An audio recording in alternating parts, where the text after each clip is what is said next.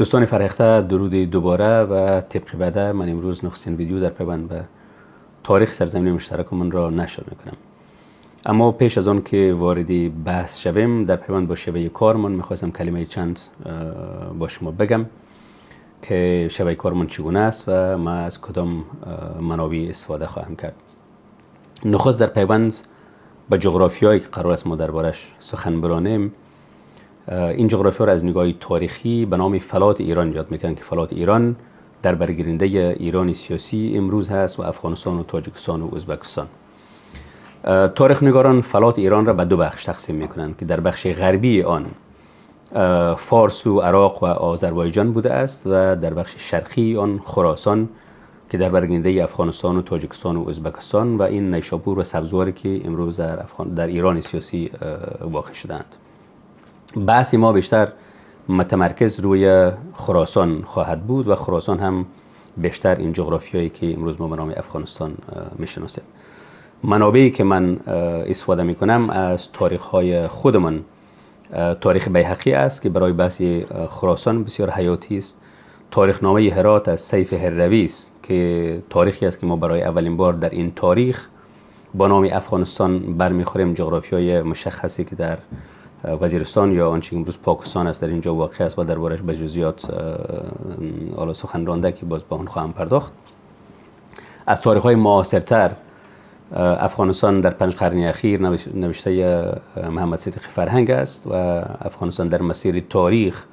نوشته غلام محمدی غبار است که حالا با اشکال‌های تاریخ نگاری که در این کتاب وجود داره و به آن هم در زمان مشخص باز خواهم پرداخت. از تاریخ نگاران خارجی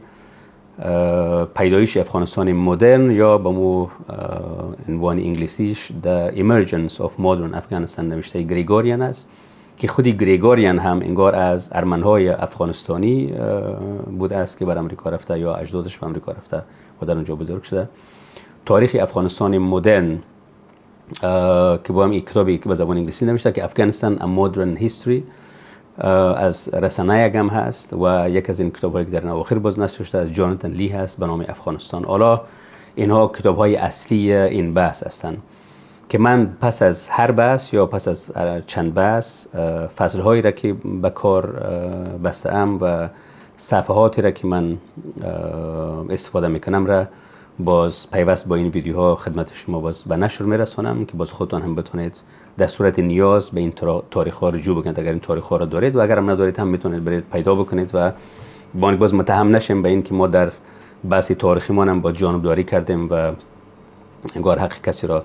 خوردیم یا نادیده گرفتیم. برای امروز به مسئله‌ای که میخوام بپردازم تنها یک از این شایعه ها و دروغ های بزرگی است که برای ما بافتند در پیوند به پایه‌گذاری افغانستان مدرن توسط احمدشاه ابدالی است که انگار احمدشاه ابدالی که در 1743 تاجگذاری میشه که در پیوند با تاجگذاری آن هم بحث‌هایی هست که باز در زمانش با آن خواهم پرداخت. انگار ایشان بنیانگذار افغانستان مدرن باشن یا چیزی که به خورد ما دادن در افغانستان امروز. با آنکه دیوان بیگی که از ارکان دولت احمدشاه ابدالی هست در بنیانگذاری شهر قندهار جمال خراسان میخونه و در شعر میگه که جمال ملک خراسان شدین